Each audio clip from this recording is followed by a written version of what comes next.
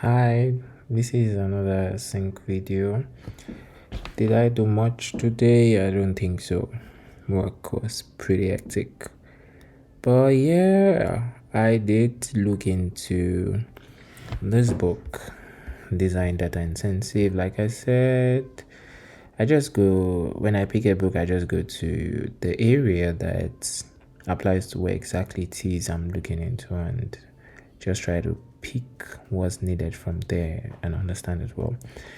If you know this book, this is a pretty popular book, Design Data Intensive, and I was looking at an encoding and evolution chapter. I don't really also understand what is being written there. I mean, I understand from reading it, but the practical understanding still not there yet.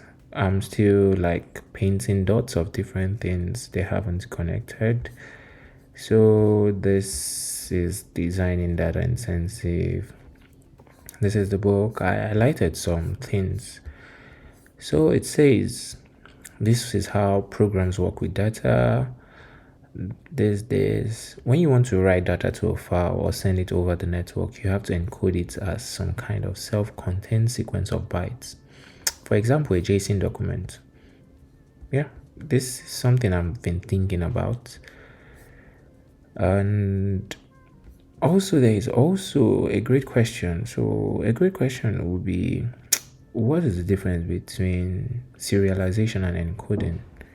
So, that's something interesting to also think about.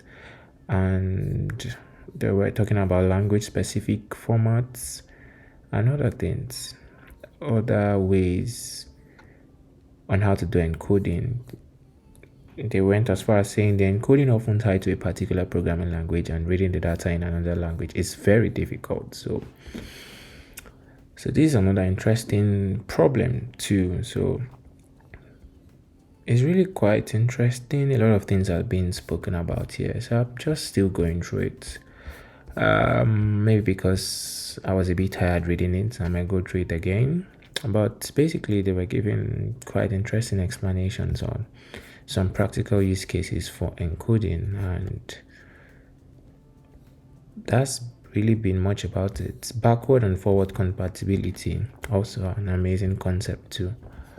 So really, I was just looking at that chapter, looking at what their perspective is on the encoding and revolution, which is what I was been looking at, and pretty much yeah, a lot of things are still unclear, but that's about it for now. An interesting story would be why do we encode, the difference between encoding and serialization. Oh, I said an interesting story. I mean an interesting problem. So those are quite interesting things to think about. Pretty much that's what I was checking out for today. Bye, guys.